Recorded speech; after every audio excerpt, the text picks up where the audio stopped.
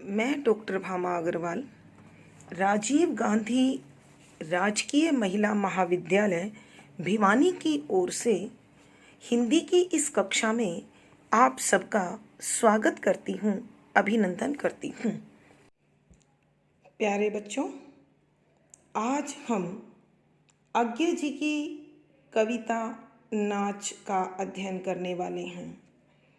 इस अध्ययन को सरल बनाने के लिए, स्पष्ट बनाने के लिए सबसे पहले हमें इस कविता के स्मरणीय बिंदुओं पर ध्यान देना होगा।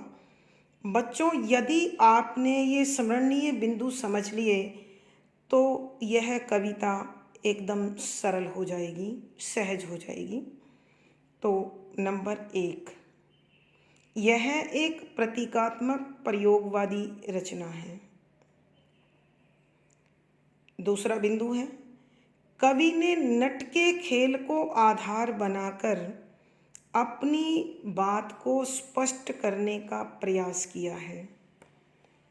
तीसरा बिंदु, यहाँ कवि ने उस सांसारिक दृष्टिकोण की ओर ध्यान खींचने का प्रयास किया है जिसके अनुसार हम यानी संसार के लोग अन्य लोगों के कार्यों को अपनी दृष्टि अर्थात दृष्टिकोण के अनुसार आंकते हैं, उसका मूल्यांकन करते हैं और उसी के अनुसार उनके कार्यों की निंदा और प्रशंसा करते हैं। हम उस व्यक्ति की परिस्थिति क्या है, उसकी मानसिक और शारीरिक स्थिति क्या है, इन सब विषयों पर अपनी स्थिति के अनुसार ही विचार करते हैं। यानी हम व्यक्ति विशेष की स्थितियों को नहीं समझते हैं। कविता में कवि ने जो भाव व्यक्त किए हैं वो इसी प्रकार के हैं। बिंदु संख्या 4, यहाँ पहला खंबा जन्म है और दूसरा खंबा मृत्यु है। नंबर 5, इन खंभों के बीच जो तनी हुई रस्सी है वो मनुष्य का जीवन सफर है। नंबर 6, रोशनी प्रतीकात्मक है संसार के लोगों की तीखी दृष्टि की, आलोचनामयी दृष्टि की। अगला बिंदु, मनुष्य का कार्य उसके वातावरण, उसकी शारीरिक और मानसिक शक्ति के अनुसार होता है, मगर हम सब चीज़ों को नज़रअंदाज करके केवल और केवल व्यक्ति के कर्म को देखते हैं, कार्य को देखते हैं, न कार्य के कारण समझते हैं और न ही कार्यों के रूपरेखा पर ध्यान देते हैं। अब देखिए बच्चों, इस कविता का अध्ययन हम आरंभ करते हैं। पद संख्या 1, एक तनी हुई रस्सी है जिस पर मैं नाचता हूँ। जिस तनी हुई रस्सी पर मैं नाचता हूँ वह 2 खंभों के बीच है। रस्सी पर मैं जो नाचता हूँ वह एक खंभे से दूसरे खंभे तक का नाच है। 2 खंभों के बीच जिस तनी हुई रस्सी पर मैं नाचता हूँ उस पर तीखी रोशनी पड़ती है जिसमें लोग मेरा नाच देखते हैं। वह न मुझे देखते हैं जो नाचता है, न रस्सी को जिस पर नाचता है, न खंभों को जिस पर रस्सी तनी हुई है, न रोशनी को ही जिसमें नाच दिखता है। लोग सिर्फ नाच देखते हैं। प्रस्तुत पद हमारी हिंदी की पाठ्य पुस्तक समकालीन हिंदी कविता में संकलित श्री सच्चिदानंद हीरानंद वात्स्यायन अज्ञे द्वारा रचित कविता नाच से लिया गया है।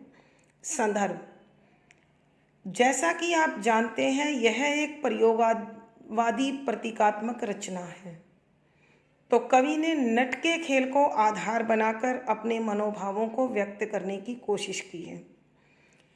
बच्चों, आपने पूर्व कक्षाओं में यानी लगभग छठी, सातवीं, आठवीं के दौरान बलाघात पड़ा होगा।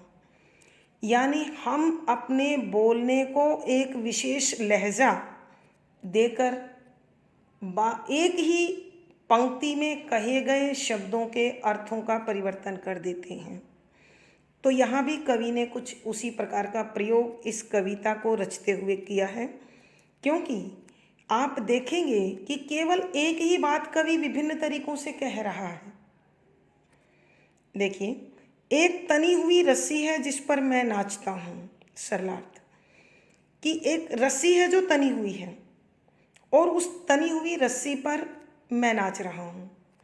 बच्चों, सबसे पहले अपना ध्यान नट के उस खेल की तरफ ले जाइए जहाँ दो खंबे लगाए हुए होते हैं सड़क आदि के किनारे पर, उस पर एक रस्सी बांधी हुई होती है और उस रस्सी पर नट अथवा नटी चलते हैं। तो कवि ने भी इसी खेल को आधार बनाया है और कवि कहते हैं एक रस्सी है जो दो खंभों के बीच तनी हुई है और मैं उस पर नाच रहा हूँ। जिस तनी हुई रस्सी पर मैं नाचता हूँ, कि जो रस्सी उन खंभों के बीच बंधी हुई है और मैं उस पर नाचता हूँ, वह दो खंभों के बीच में है।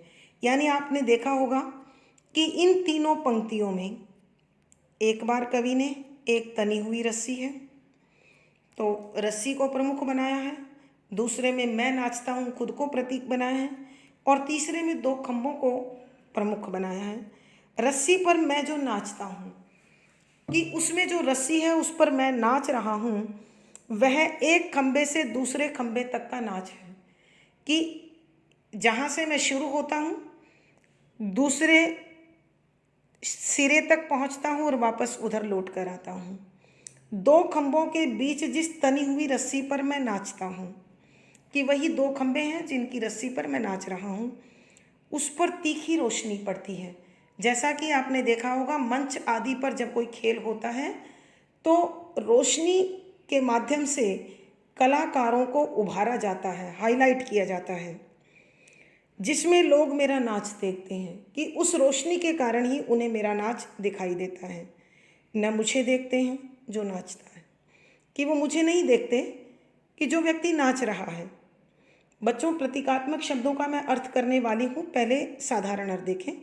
न रस्सी को जिस पर मैं नाचता हूँ, कि न उस रस्सी को देखते हैं जिस पर मेरा नाच हो रहा है, न खंभों को जिस पर रस्सी तनी हुई है कि उन खंभों की ओर भी उसका ध्यान नहीं जाता है, और न उस रोशनी को जिसमें नाच दिखता है कि न ही उस रोशनी को देखने की कोशिश करते हैं जिसके कारण वो नाच उन्हें दिखाई दे रहा है। लोग सिर्फ नाच देखते हैं, कि लोग सिर्फ मेरे कार्य देखते हैं। अब प्रतीकात्मक प्रयोग देखिए बच्चों। दो खंभों के बीच तीन जिस तनी हुई रस्सी पर मैं नाचता हूँ, ये दो खंभे कौन से हैं? एक जन्म, दूसरा मृत्यु। जैसे आपने स्मरणीय बिंदुओं में ध्यान दिया है, प्रत्येक व्यक्ति जन्म से मृत्यु तक भागता रहता है, दौड़ता रहता है, कर्म करता रहता है। आयु के अनुसार, अवस्था के अनुसार, आवश्यकता के अनुसार, देश काल के अनुसार मनुष्य के कार्य बदलते रहते हैं। ध्यान दीजिए, छोटा बच्चा कंधे पर बैग रखकर स्कूल, स्कूल से घर, यौवन प्राप्त कर लेता है, काम की तलाश में यहाँ वहाँ, वापस घर। व्यापारी अपने व्यापारिक संस्थान तक, वापस घर। तो जन्म से मृत्यु तक मनुष्य जो जीवन सफर को तय करता है, यह सफर तनी हुई रस्सी है कि उसे पल भर आराम नहीं, हर पल भागा भागी दौड़। उस पर एक तीखी रोशनी पड़ती है। ये तीखी रोशनी किसकी है? संसार के लोगों की वो नज़र जो हमारे प्रत्येक कार्य पर बनी हुई है, ये वो रोशनी है जिसमें लोग मेरा नाच देखते हैं, कि लोग स्वयं को कम, सामने वाले को अधिक आंकते हैं, परखते हैं, जांचते हैं, अपनी कमियों को नहीं, दूसरों की कमियों को देखते हैं। न मुझे देखते हैं जो नाचता है, कि लोग मुझे नहीं देखते, सिर्फ नाच देखते हैं। मुझे देखने का अभिप्राय है मेरी परिस्थितियाँ नहीं देखते, मेरी शारीरिक शक्ति नहीं देखते, मेरी मानसिक स्थिति नहीं देखते, और मैं किन कार्यों के अधीन होकर, किन भावों के अधीन होकर, किन विचारों के अधीन होकर कार्य कर रहा हूँ, उस पर किसी की नज़र नहीं जाती है। वो सिर्फ काम देखते हैं। न रस्सी को जिस पर मैं नाचता हूँ, और न ही उस आधार को देखते हैं जिस आधार को आधार बनाकर मैं कार्य कर रहा हूँ। न खंभों को देखते हैं कि ना ही उन्हें मेरे कार्यों का कारण समझ में आता है।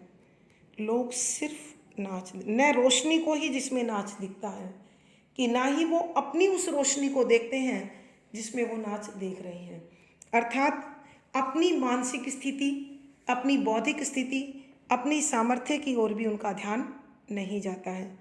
लोग सिर्फ नाच देखते हैं, कि लोग सिर्फ अपना मनोरंजन करते हैं। बच्चों, ध्यान कर लीजिए सर्कस की ओर। हम सर्कस में करतब दिखाने वालों के करतब को देखते हैं और अपना मनोरंजन कर घर आ जाते हैं। कैसे वो करतब दिखा रहे हैं, क्यों दिखा रहे हैं, उनकी मानसिक स्थिति क्या है, उनकी आर्थिक स्थिति क्या है, हमारे मनोरंजन से उनको कैसी तकलीफ हुई है अथवा खुशी मिली है, हमें इन चीज़ों से कोई लेना देना नहीं होता। ऐसी ही सांसारिक दृष्टि का उल्लेख कवि ने यहाँ पर करने की कोशिश की है। कवि चाहते हैं कि हम बजाय बुद्धि के तराजू पर तोलने के, भावना के तराजू पर भी कभी किसी को तोलें, परखें, आंकें, तो संभवतः इस संसार में आलोचना, निंदा और बुराई कम हो सकती है। कवि के कहने का भावार्थ यह है कि मनुष्य का जो दृष्टिकोण है, संसार का जो दृष्टिकोण है, वह एक अलग भाव, अलग अंदाज का है, जिसमें एक हृदय दूसरे की हृदय तक नहीं पहुंचता। केवल बुद्धि है जो अपने अंदर ही सिमट कर रह जाती है। विशेष देखिए बच्चों, यहाँ कवि ने जो भाव व्यक्त किए हैं वो रहस्यमयी हैं। मनुष्य इस संसार में चाहे संसार का, सृष्टि का अभिन्न अंग है, लेकिन परिस्थिति, स्थिति प्रत्येक मानव की अपनी अलग है। यहाँ प्रत्येक मनुष्य जन्म से मृत्यु तक दौड़ता रहता है, दौड़ता रहता है। सरल, सहज, प्रवाहमयी खड़ी बोली का प्रयोग है। यहाँ प्रतीकात्मक प्रयोग होने के कारण लक्षणा शब्द शक्ति है, शांत रस है, प्रसाद गुण है, मुक्त छंद है, गे शैली है। अलंकार देखें बच्चों, अनुप्रास तो यहाँ है ही है। यहाँ वर्णन किया गया है मनस्थिति का, भावों का, कार्यों का, तो वर्णात्मक शैली का प्रयोग हुआ है। अगला पद बच्चों ध्यान दीजिए। पर मैं जो नाचता हूँ, जो जिस रस्सी पर नाचता हूँ, जो जिन खंभों के बीच है, जिस पर जो रोशनी पड़ती है, उस रोशनी में, उन खंभों के बीच, उस रस्सी पर असल में मैं नाचता नहीं हूँ। प्रसंग पूर्ववत, संदर्भ भी पूर्ववत है। यानी कवि यहाँ भी सांसारिक और मानव की व्यक्तिगत स्थितियों का मूल्यांकन करते हुए कहते हैं कि पर मैं जो नाचता हूँ, कि स्पष्टीकरण दे रहे हैं। मैं जो नाच रहा हूँ, जिस रस्सी पर नाच रहा हूँ, जिन खंभों के बीच नाच रहा हूँ, जिस रोशनी में नाच रहा हूँ, वह किन खंभों पर पड़ रही है, किस रस्सी पर पड़ रही है, क्यों पड़ रही है, इन सब का कोई महत्व संसार की दृष्टि में नहीं है। कवि कहते हैं वास्तव में संसार मेरी निंदा स्तुति करता है। लोगों को मेरे कर्म दिखाई देते हैं, मेरा नृत्य दिखाई देता है, लेकिन वास्तव में वो मेरा नाच भी नहीं है। यानी कवि जो कार्य कर रहा है उसमें उसकी इच्छा ही काम नहीं कर रही है, उसकी व्यवस्था भी है। वो नाच वास्तव में उसके शरीर का है, उसके पंचभूत तत्वों का है। क्योंकि संसार में जितने भी काम हम करते हैं वो सब कार्य हमारे मन के हों, मन चाहे हों, ऐसा कभी नहीं होता है। तो कवि कह रहे हैं कि जो नृत्य दिखाई दे रहा है वो वास्तव में मेरे शरीर का नृत्य दिखाई दे रहा है। आलोचना और निंदा मेरे मन की होती है, मेरी बुद्धि की होती है, मेरे व्यवहार की होती है, मेरे शरीर की नहीं होती है। तो कवि के कहने का भावार्थ यही है कि हम संसार के लोग एक हृदय से दूसरे हृदय तक अपनी पहुँच यदि बना लें तो संभवतः जीवन सरल हो सकता है, सहज हो सकता है, आनंददायी हो सकता है। विशेष देखिए बच्चों, वही कवि ने प्रतीकात्मक सहारों का प्रयोग कर एक विशेष रहस्यमय स्थिति का उद्घाटन किया है। सरल सहज प्रवाहमयी खड़ी बोली है, शांत रस है, प्रसाद गुण है, लक्षणा शब्द शक्ति है, मुक्तक छंद और गेय शैली है। अलंकार वही आप अनुप्रास लिख सकते हैं। अगला पद देखिए बच्चों, मैं केवल उस खंबे से इस खंबे तक दौड़ता हूँ कि इस या उस खंबे की रस्सी खोल दूँ कि तनाव चूके और ढीले में मुझे छुट्टी हो जाए, पर तनाव ढीलता नहीं। और मैं इस खंबे से उस खंबे तक दौड़ता हूँ, पर तनाव वैसा ही बना रहता है, सब कुछ वैसा ही बना रहता है। और वह मेरा नाच जिसे सब देखते हैं, मुझे नहीं, रस्सी को नहीं, खंबे को नहीं, रोशनी नहीं, तनाव भी नहीं, देखते हैं नाच। प्रसंग पूर्ववत। संदर्भ, यहाँ कवि फिर मानव के उस संघर्षमयी जीवन का वर्णन कर रहे हैं जिसमें मनुष्य अपने रोटी कपने मकान के लक्ष्य को लेकर भागता रहता है, भागता रहता है, भागता रहता है। इसी संदर्भ में कवि कहते हैं, मैं केवल इस खंबे से उस खंबे तक दौड़ता हूँ कि मैं जन्म से लेकर मृत्यु तक अनेक लक्ष्यों को धारण करके उनकी पूर्ति करने के लिए अपनी अवस्था के अनुसार लक्ष्यों का परिवर्तन कर दौड़ता रहता हूँ, भागता रहता हूँ कि इस और उस खंबे से रस्सी खोल दूँ कि कहीं तो ऐसा हो मुझे इस तनाव से छुटकारा मिले, मुझे इस चिंता से, इस संघर्ष से पल भर को आराम मिले, कि तनाव चूके और ढीले मुझे छुट्टी हो जाए, कि एक पल के लिए तो यह तनाव मेरा पीछा छोड़े, ऐसा कभी नहीं होता है। कि मेरे इस संघर्ष से पल भर के लिए मुझे छुटकारा मिले, पर जीवन के लक्ष्य मुझे कभी भी तनाव रहित, चिंता रहित रहने ही नहीं देते हैं। और मैं फिर उस तनाव से प्रेरित होकर उस तनाव को कम करने के लिए इस खंबे से उस खंबे तक दौड़ता रहता हूँ।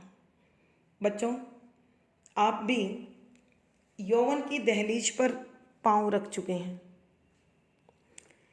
स्वयं माप कर देख लीजिए। सपने संजोए माता पिता ने बच्चा पढ़ जाए, लिख जाए, आपके कंधे पर बस्ता लाद दिया और आप चल पड़े स्कूल की ओर। सर्दी, गर्मी, बरसात सब सही, सुबह नींद बड़ी प्यारी आती है, छोड़कर भागते हो। आपको 10वीं करते करते माँ बाप ने प्रेशर किया, माता पिता ने समझाया बच्चा पढ़ना है। अगली कक्षा में आए, आपके खुद लक्ष्य बन गए कि मैं ये बनूं, वो बनूं, ये करूं, ऐसा करूं, और अब आप उसी प्रकार दौड़े जा रहे हैं, दौड़े जा रहे हैं। लेकिन कौन सा लक्ष्य सिद्ध होगा, कितना सिद्ध होगा, कैसे सिद्ध होगा, संभवतः आपको भी जानकारी नहीं है। आज भी संसार के लोग कभी कुछ कहते हैं, कभी कुछ कहते हैं और आपको भी भ्रमित कर देते हैं। तो यहाँ भी कवि यही कहते हैं कि मैं जीवन में भाग रहा हूँ, लेकिन तनाव मेरा पीछा नहीं छोड़ रहे हैं। ये चिंता, ये तनाव, ये संघर्ष यथावत बने हुए हैं, वैसे ही बने हुए हैं जहाँ से मैंने कार्य का आरंभ किया था। एक लक्ष्य को पूर्ण करने के लिए चलता हूँ, वो पूरा होता भी नहीं, दूसरा लक्ष्य बन जाता है और फिर एक नई भाग चालू हो जाती है। तो कवि कहते हैं, जीवन का संघर्ष ठहरने का नाम नहीं लेता है, और वह मेरा नाच जिसे सब देखते हैं, कि मेरे वो काम जिस पर सबकी तीखी नज़र है, मुझे नहीं। वो मुझे नहीं देखते कि मैं किन भावनाओं से, किन उद्देश्यों से प्रेरित होकर भाग रहा हूँ।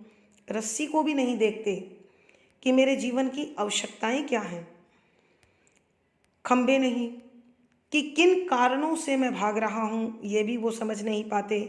उस रोशनी को भी नहीं समझ पाते जो मुझ पर लगातार पड़ रही है, अर्थात स्वयं की मनस्थिति को भी वो नहीं जानते हैं, और उस संघर्ष को भी नहीं जानते हैं, उस चिंता तनाव को भी नहीं जानते हैं जो मुझे इस नाच को नाचने के लिए प्रेरित करती है।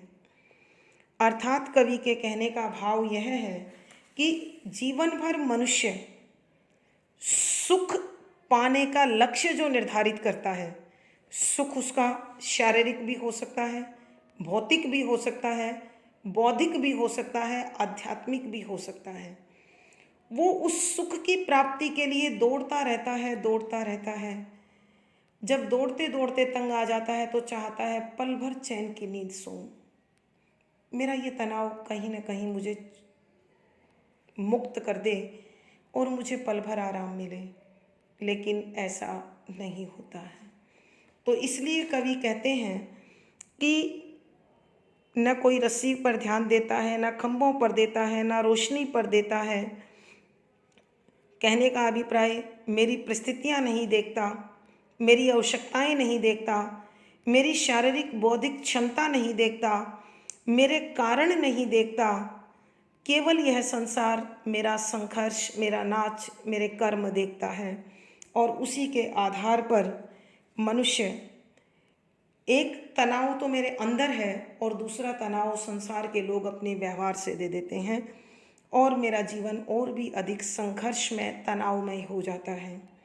कवि के कहने का भावार्थ यह है कि यदि मनुष्य अपने हृदय के तारों को दूसरे हृदय तक फैला ले तो संभवतः जीवन की निरस्ता, बोझिलता, घुटन कुछ कम हो सकती है, लेकिन ये महज एक कल्पना है।